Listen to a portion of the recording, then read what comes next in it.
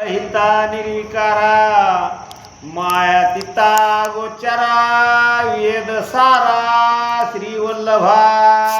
जय जय पुराण पुरुषा दिगंबरा. पुराण पुरुष आहे, दिगंबर आहे आणि मायाच्या अतीत आहे. माया त्याच्यापासून निर्माण झालेली, मग माया त्याला काही करू शकणार. आपण मायेमध्ये रूपात गेले, मायाच्या वेगळा दिगंबर आहे. अशा प्रकारचा तू देवादिदेव कृष्ण भगवंत आहेस. आणि श्रीधर स्वामी म्हणतात आता 21व्या अध्यायाला मी सुरुवात करणार आहे आणि त्याच्यासाठी मला ज्ञानबुद्धी तुम्ही द्या अशी विनंती करतात.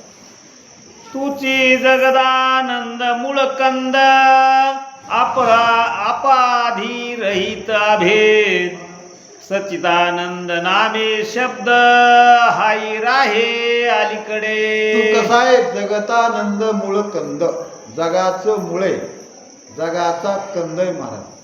हा जर कंद निघाला ना, वृक्षाचा जर कंद उपटून काढला की आपोआप वृक्ष वाढतो. तशा पद्धतीने प्रत्येक जीवाचा कंद हा भगवंत आहे. आणि तो कंद जर या हृदयातून निघून गेला की तयारी करावी लागते महाराज. जगाचा मूळ कंद आणि जगाचा सर्व आनंद आहे महाराज. ह्याच्यातला आनंद निघून गेला की संपलाच महाराज. आणि तशा पद्धतीने तू देव आहेस. आता मी तुझ्याकडे कशाला विनंती करतो आहे? आता माझं कार्य, ज्याचं काम पडलं तेच कुणी कुणाची स्तुती करतो. असं कुणी कुणाकडे जायला रिकामच नाही आहे का? आपलं इथं काहीतरी गुंतलंय म्हणून आपण पूर्वजन्मीचं काहीतरी कर्म आहे आपलं चांगलं, आणि त्या कर्माच्या मोबदल्यात तिथं काहीतरी आपण मागायला येतो म्हणून येतो. नाही तर एवढं मोठं गाव आहे, कुणाचं काही तर नडलंय यायला महाराज. आपलं काहीतरी गुंतलंय म्हणून त्याची स्तुती म्हणा, त्याचं नामस्मरण ऐकायला म्हणा म्हणून येतो. तसं श्रीधर स्वामी म्हणतात माझं काम तुझ्यापाशी आहे आणि ते काम पूर्ण करण्यासाठी देवा मी तुझी स्तुती करत आहे. जैसा पुष्करी सतेज मित्र तेथे निळेमान राह्यान मात्र तैसे ज्ञान राहिले साचार तुझ्या निर्धार करू दाता. तुझा निर्धार करू दाता. जसा उगवल्याला सूर्य तेजस्वी असतो, शोभायमान दिसतो, पण एका जागेवर राहत नाही. राहतो का? सूर्य उगवलेला एका जागेवर राहत नाही कधीच. वरतीवर पळोपळी वाढतो. आणि तशा पद्धतीनं तुझं जे काही ज्ञान घेतलेलं आहे का, आणि तुझं नामस्मरण केल्याशिवाय ते वाढत नाही. आणि तुझं जर नामस्मरण नाही ना केलं ते जागेवरच रुकतं. जसा सूर्य उगवल्याला पळोपळी वाढतो, तसं तुझं नाव घेतल्यानंतर ते ज्ञान जे आहे ते वाढल्या जातं. आणि तुझं नाम घेऊनच मला आता 21व्या अध्यायाला सुरुवात करायची आहे असं सिद्धेश्वर स्वामी म्हणतात.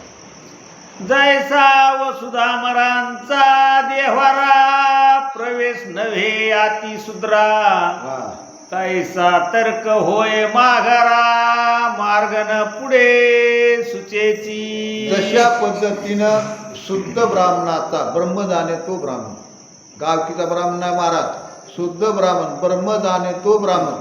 त्या ब्राह्मणाच्या देवाऱ्यामध्ये शूद्र एखादा कुणी घुसू शकत नाही महाराज. तो जाऊ शकत नाही. जातो का? एक शुद्ध ब्राह्मण आहेत महाराज, शुद्ध साधू संत आहेत.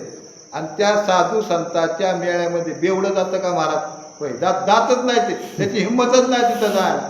आणि तशा पद्धतीनं आता मी एक आतेंद्र महाराज आणि मी तिथं काय येऊ शकत नाही, पण देवा तुमची जर माझ्यावर कृपा झाली तर मी निश्चित तिथे येऊ शकेल आणि ते कार्य निश्चित करू शकेल. अशा प्रकारे श्रीधर स्वामी म्हणतात. मृगेंद्र देखताची जाण दैसा देह ठेवी वारण तैसा अंकृती जायविरोन ब्रह्मानंद सागरी. हो, जशा पद्धतीनं सिंहाला बघितलं की हत्तीचा प्राण जातो महाराज. आणि तशा पद्धतीनं तुझं नाव घेतलं, जी अहंकर्ती आहे का, अहंकर्ती म्हणजे गर्व अभिमान हृदयामध्ये, त्याचा नाश होतो. शिवानं हत्तीला बघितलं की जसा हत्तीचा नाश होतो, आणि तशा पद्धतीनं तुझं नाव घेतलं किंवा तुला बघितलं या हृदयातला अहंकार किंवा गर्व नाहीसा होतो आणि पुढच्या कार्याला तो देह कामाला लागतो. चंडांशा पुढे खदोत जाण तेवी बुद्धीचे शहाणपण आंबुनिधी माझी जैसे लवण तैसे मन होनी जाय. जशा पद्धतीनं महाराज सूर्यापुढे रात्रीला चमचम करणारं किडू, त्याचा काय प्रकाश आहे सूर्यापुढे, आणि तशा पद्धतीनं माझं एक त्या खद्दोत किड्यासारखं ज्ञान आहे. ते कुठं चालणार आहे? पण तुमची जर कृपा झाली तर ते निश्चित ज्ञान हरविजयाचा 21 अध्यायाला चालेल. किंवा समुद्र आहे मोठाची मोठा, आणि त्याच्यामध्ये एका कडीला कुठंतरी मीठ पडलेलं, ते कुठं दिसणार आहे का? मीठ समुद्रामध्ये पडलेलं थोडंफार दिसणार नाही. आणि तशा पद्धतीनं मी तसा आहे. आणि ज्यावेळेस तुमची माझ्यावर कृपा होईल का, आणि त्यावेळेस सुद्धा मीठ सुद्धा दिसतं, पण समुद्राची कृपा झाल्यानंतर त्याची कृपा झाल्या नाही झाली, समुद्राची कृपा झालं मीठ बी दिसत नाही. आणि तशा पद्धतीनं तुमची जर कृपा झाली तर मी मिठासारखा निश्चित इथं दिसेल असं म्हणतो. आस्ती भाती प्रिय रूप नाम त्रिपुटी विरहित निष्कम त्रिवेद भेदातीत पूर्ण ब्रह्म हेई मनने न साहे. येही मनने न साये. त्रिविध नावाचे भेद आहेत महाराज, त्रिविध नावाचे भेद आहेत. आणि तशा पद्धतीनं माझ्यामध्ये भेद आहे. आणि भेद असल्यानंतर ईश्वर ओळखू येत नाही. भेद जर असतात, भेद अनेक प्रकारचे भेद सांगितले, आणि त्या भेदामुळं ईश्वराची प्राप्ती होऊ शकत नाही. आणि ते भेद रहित करण्याचं सामर्थ्य तुमच्यामध्ये आहे. आणि भेद रहित झाला की ईश्वराला ओळखू शकतो, किंवा ईश्वराचं कार्य करू शकतो. कोणतंही कार्य करण्याचं सामर्थ्य भेदरहित जो व्यक्ती होईल का तो निश्चित करू शकतो. आणि तशा पद्धतीने मला करा, हे कार्य माझ्याकडून जर तुम्हाला करून घ्यायचं असेल तर असं श्रीधर स्वामी म्हणतात. अकळ न कळती याच्या मावा हलविता नये दिवा दे ध्याता ध्यान तेव्हा सर्वताही उरेना. सर्वताही न उरेना. अकळ न कळती याच्या मावा घेता नये जीवा.